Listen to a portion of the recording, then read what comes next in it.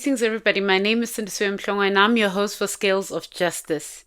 I want to thank everyone that's been engaging with the last episode I recorded with Vuyo Zungula, who's an ATM parliamentary leader and who engaged us on very interesting topics like Pala Pala farm and the topic of xenophobia.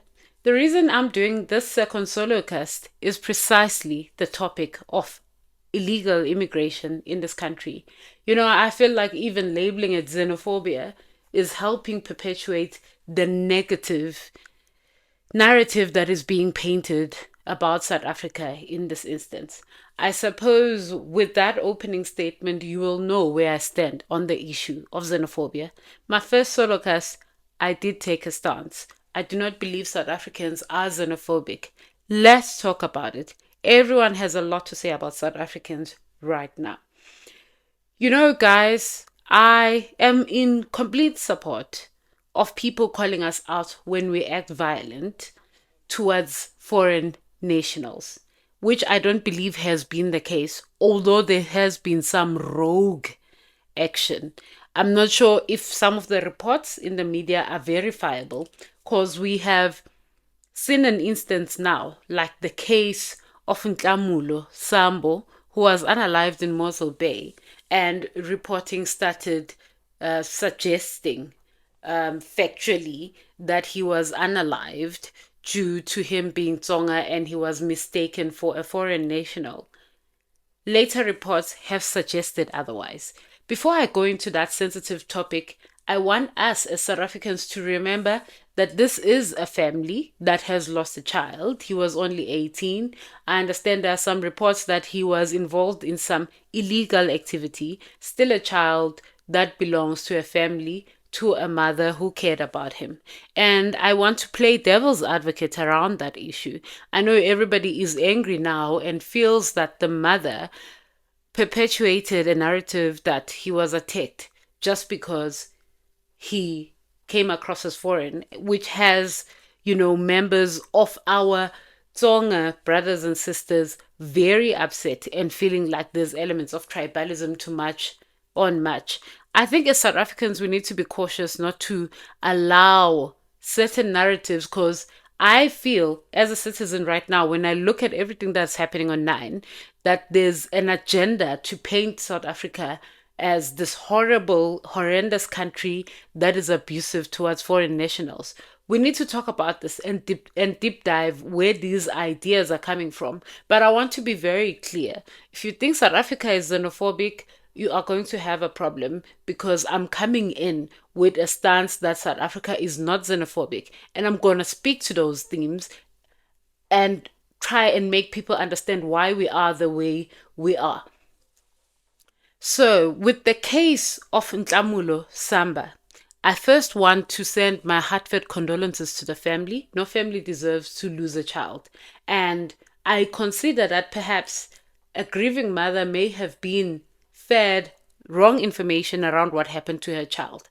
Without facts and evidence that she deliberately misled the South African community, I wouldn't conclude that. I would just assume that I would conclude that she's a grieving mother and she was not at the crime scene and she was told what happened to her child, and that there's a high possibility that she was fed incorrect information that culminated in the media frenzy and social media frenzy we saw, with the likes of leaders of Much and Much being accused of being responsible for a life lost. It is tragic. I have lost a loved one myself. I do not take that lightly. I know that family is in severe pain. And whilst everything is a headline right now, I want us to remember that this was a young person. They may have made mistakes if it is true that he was found trespassing on a property, entering to rob someone who acted in defense of their property, which is a valid defense in law if proven correct. Or it could be a case that they used excessive force, which ended up to an untimely unaliving of a young person. Anything is possible, but we are here at Scales of Justice, and I encourage a thinking that balances both sides. Even though I'm out here saying I've taken a side, I'm speaking in defense of my country, South Africa. Moving on to the topic of Jacinta Ngobese. As a black woman in South Africa, I found myself very hurt by the attacks on Jacinta. Let's talk about it. Yes, she's put herself out there and she is taking a stance about illegal immigration. But when I saw the attacks on her and then the later reports were retracting and talking about how this was a private dispute as opposed to it being affiliated to the illegal immigration demonstrations in South Africa, my heart just sank. And, black American women will relate to what I am saying. It is very typical that when a black woman is outspoken and decides to stand her ground on something she believes in, society will turn around, vilify her, label her a bully, label her a villain, label her a bad influence, accuse her of inciting violence, and so forth.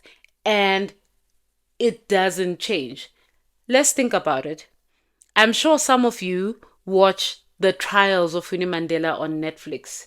There is nothing that invokes anger than the trials of Winnie Mandela. Granted, Winnie was a controversial figure, one that I think we can all understand because she was a victim of circumstance. She found herself being at the center of the apartheid struggling and carrying it on her back. It's possible that some mistakes were made when Winnie was fighting for the country. But we also can't dispute that there was a deliberate campaign to discredit her as a viable leader. Other struggle leaders who were involved in heinous things did not get as much backlash as Winnie did, notwithstanding that she was not convicted for the murder or the unaliving of young Stompy back then. I'm not saying this without the sensitivity of what other people and injustices and pain they may have suffered. I'm saying that within context, this was a strong woman who was fighting for the liberation of South African people, who was vilified and outcast of South African politics for her role. This is a similar strategy to what I believe is happening to Jacinta. And I feel that it's incumbent on us as South Africans to make sure that we unite and we stand together and we do not allow the gender wars to stand in the way of us seeing the bigger picture. There has to be a point where there's a stop to the vilifying of black women. We see this in corporate spaces. You become a project leader, you are loud, you don't take basically anyone's tardiness, and the next thing you're being accused of being a bully, of being insensitive, and all sorts of labels come and attach to you. We should avoid a situation where empowered, smart women are accused of being bullies and all sorts of things just because society can. There's an illegal immigration issue in the country, and that's what we need to focus on. Not make another woman who has a backbone to stand up for what is right for the country. Let's not allow a case where Jacinta is being victimized and targeted. We need to stand strongly. I'm glad that I'm seeing a lot of people speak up against it on Twitter, but I am making this video in support of another woman who is standing out here, putting her life at risk, and clearly she's upsetting someone. And if people are willing to go that far as to manipulate a narrative about much on much, then only God knows what else is driving the agenda against South Africa.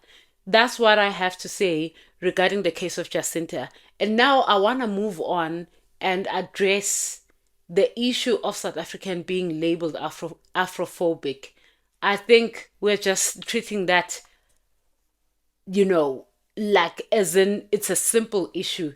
Let's talk about it. Ladies and gentlemen, I'm simply not convinced that South Africans have Afrophobia.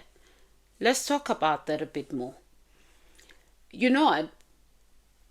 Class, geography has a lot to do with public perception and how people experience things. So you'll find that with wealthier immigrants, whether legal or illegal, they will move to your upper middle class communities within South Africa where a lot of things simply do not happen. Undocumented immigration and also, participation in the informal economy is experienced in our CBDs and the townships. So when it comes to Africans being attacked, historically, guys, we are aware almost every country in Africa was colonized, if I still remember my history correctly. It thus follows naturally from a class perspective that in every African country, the black people of that country fall within the lower class. So, what happens when people leave an economy that is not viable for them?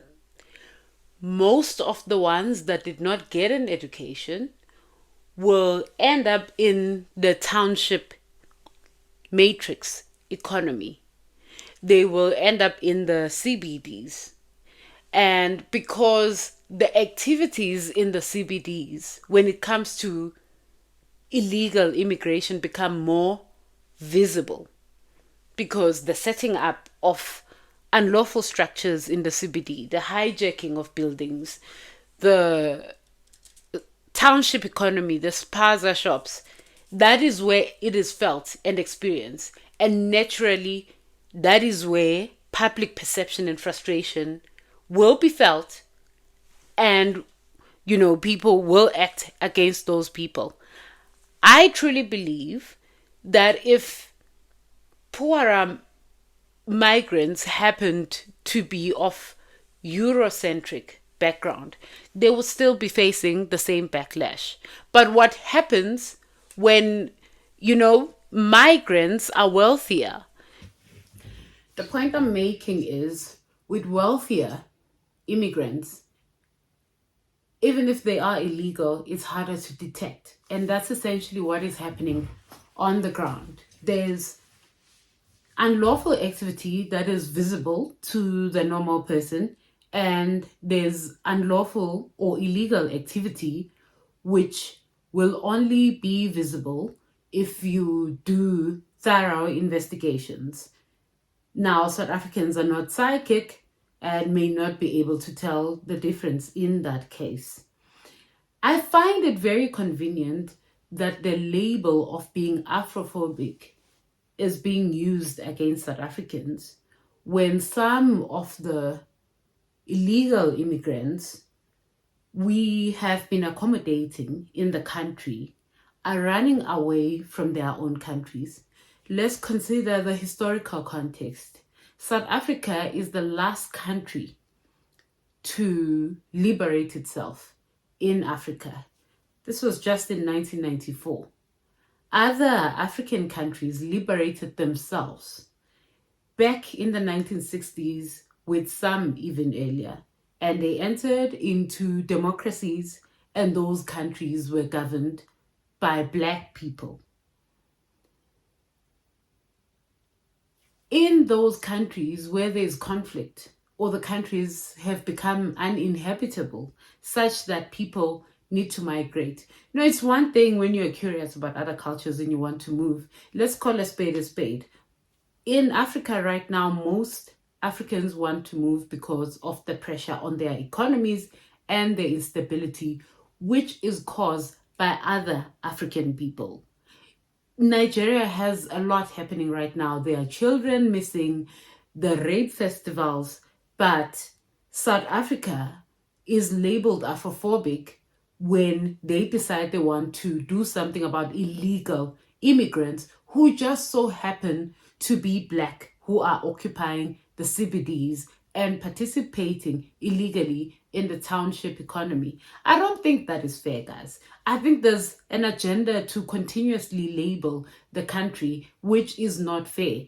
I do not condone violence in any form. And my message as a South African citizen who believes in what is being said about our illegal immigration, about the illegal immigration that is happening in the country, please ensure that you act ethically. Let's avoid situations where things escalate between us and foreign nationals. And I just want to mention, whilst we were talking about wealthier foreign nationals that migrate into South Africa, they are our neighbors. We've worked with them in institutions. They've been our friends. Some still are our friends. It's a pity that I'm not seeing much activity from foreign nationals that are in the country legally, that are operating in the middle class matrix, that have a decent life, can shop wherever they want, and so forth, about their experiences in South Africa.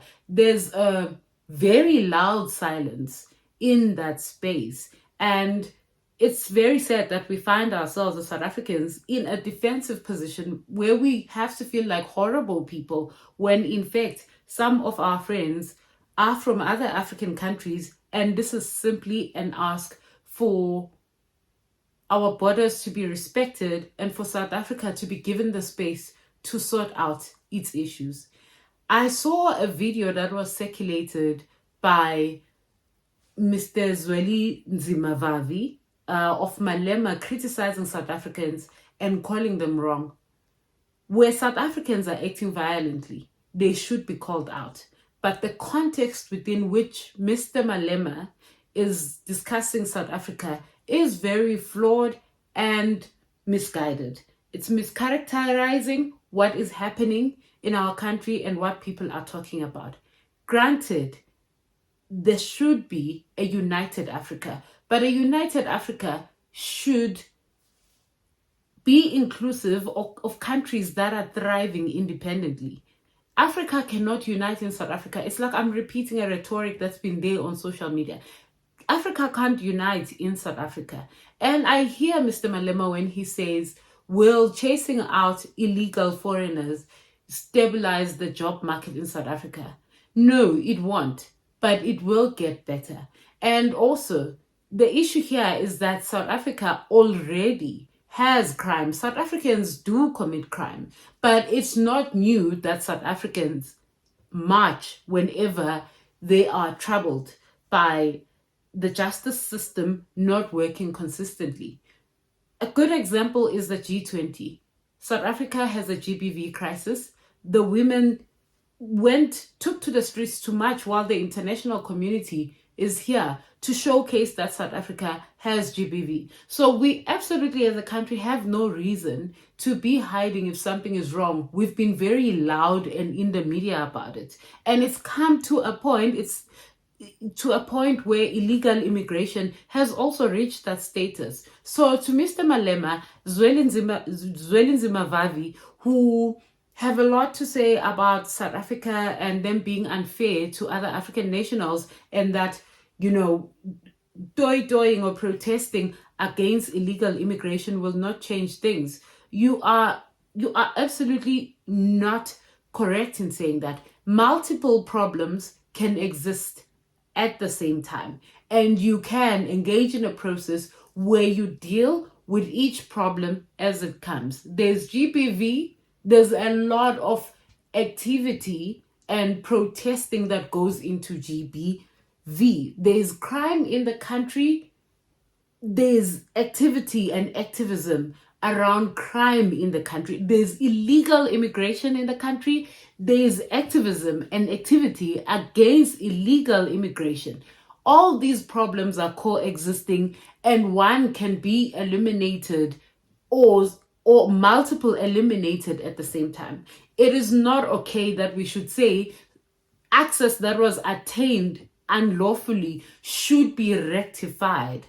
What does that say about our country and our laws and our ability to respect our citizens? I think we need to proceed on the side of caution. This is not hate. That is not how I see it.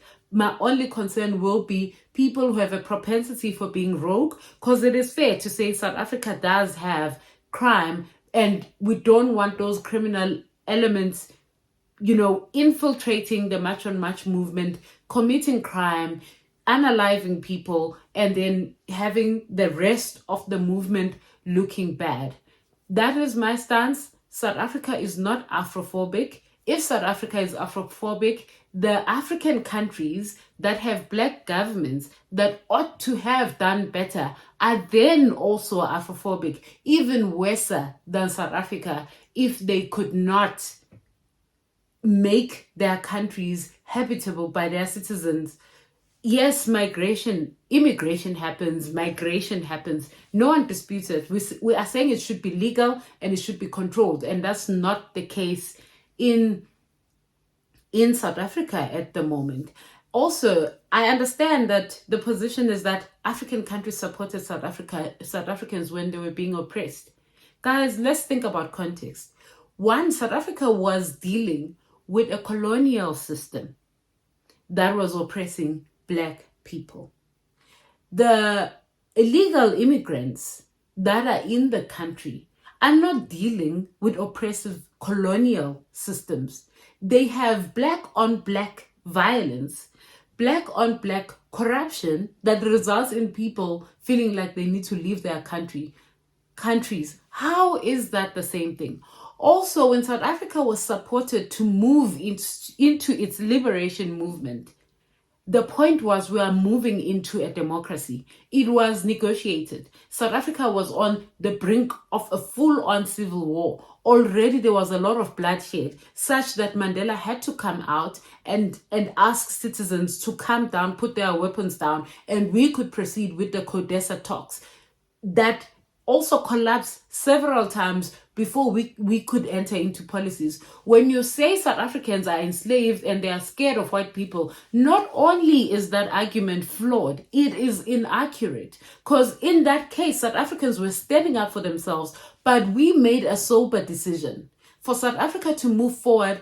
All the races at the time and the tribes within South Africa at the time, as we know South Africa now, we registered 12 official languages, and we said where the wealth is concentrated to our white counterparts, there'll be policies for a gradual handover of resources. And it's not necessarily a handover, let me correct myself there. It's more a sharing in the economy and, bringing about equality to previously disadvantaged communities.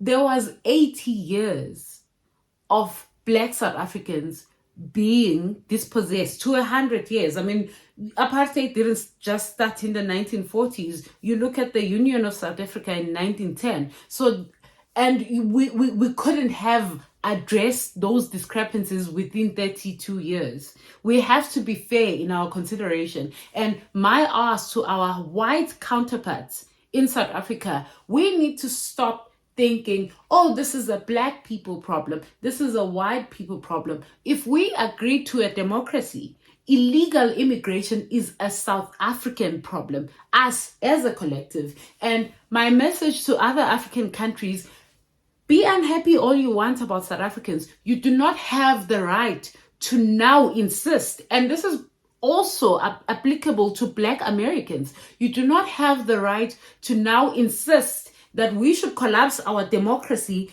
in favor of other African countries that have failed to honor their democracies without the so-called white presence everybody is complaining about. South Africa chose its democracy. We are happy with it. We have policies to address it.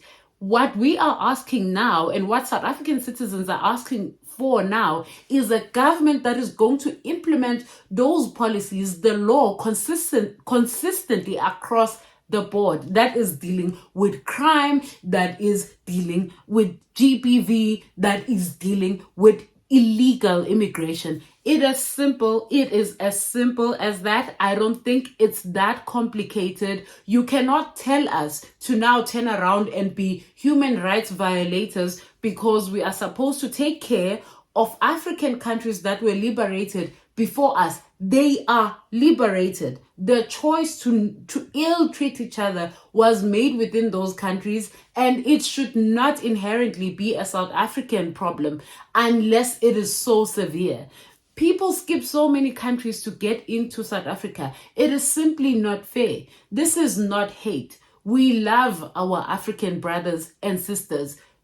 we have shared a lot with you guys and will continue to do so with the ones that are here doing the right thing. I know a lot of brilliant, amazing African people who are educated and participating effectively in the economy. I wish they could speak up and talk about their experiences, because clearly it's more visible from a class perspective. All we are asking for is for our borders to be respected. I understand the rhetoric that is happening online as well, where when we say we are simply asking for our borders to be respected and our laws to be respected, South Africans are accused of being lazy. We are accused of being slaves. We are labeled xenophobic. We are called illiterate. I'm fine with that, and I'm expecting those insults as I make this video talking about whether we are Afrophobic or xenophobic or anything else that we are being labeled as. As an illiterate South African, I am saying you cannot argue or negotiate with something that was attained illegally to begin with, to say that it should be legal, and then when someone tells you what you've done is illegal, then you label them hateful. These countries have also taken steps. I mean, in my comments here on Scales of Justice, someone pointed out that Nigeria evacuated some Ghanaians back in the day. I can't remember the year, the context of that. Also, Ghana, before the whole debacle and them sending flights to fetch their people in the country, were also complaining that they want Nigerians out of their country. But it's very convenient when South Africa is saying the same thing, we are now being labeled xenophobic and Afrophobic. I'm not prepared to accept that. I'm simply not prepared to accept that. We need a country that is of law and order, and we're not saying it's going to happen overnight when illegal immigrants go, but one of the problems will be eliminated so we can deal with the rest. Malema went on to say that once we've gotten rid of all the illegal immigrants, South Africa will turn on each other. The case of Nhlamulo, Sambo is a good example of how aware some of our politicians are about the potential issue of tribalism. As South Africans, I'm going to ask you to step up and step outside of it. We are a beautiful country with a wonderful sense of humor. We can do this together, but everybody needs to get over themselves. As Black people, we need to look at ways we can mobilize together. And I am hoping that with our white people as well, they will come to the party. Guys, being racially divided is old. It is not serving the country, because essentially when we're supposed to stand together as a country, everybody knows where to poke. They are going to poke at the racial history that South Africa has had. It is basically limiting us from moving forward. We need to do better as South African citizens. We need to start having honest, robust conversations, because we don't want to be like other countries where they cry about systematic racism, systematic exclusion and all that. And also to our white counterparts, complaining about BE in the context of the history that we have is really not fair, because look at what other African countries are saying now. They are saying you're enslaving Black people because the concentration of the economy is still on the other side. This is why we set up these policies. What is needed in this country is not all this infighting. It is South Africans that are going to demand a system that applies our beautifully drafted laws consistently.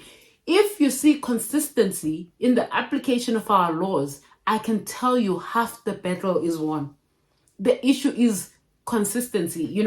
On my next solo cast, or maybe I'll have other guests, we're going to discuss the inconsistencies around how bail is granted. Simple things like that. We do have a lot of issues, but do not tell us what to do with a democracy that we co-signed, collaborated on, and agreed to. We are imperfect. We do not like each other sometimes, but we are a thriving rainbow nation. I'm telling you, we are thriving even with our problems. Because then why is everybody trying to get into South Africa? Why is everybody in South Africa's business? My grandmother used to say, puppies don't bark at a car that isn't moving. So let's take South Africa forward, and we need to have these conversations with each other so we can be able to identify who are the new leaders amongst our midst who can help us build the South Africa that we aspire to. Yeah, guys, I said a lot of things. If I'm in trouble, I'll deal with it as it comes. But thank you for joining Scales of Justice. Thank you for sitting for a one-on-one with Cindy on Beyond the Scales. Until the next episode and my next guest. See you then. Signing out.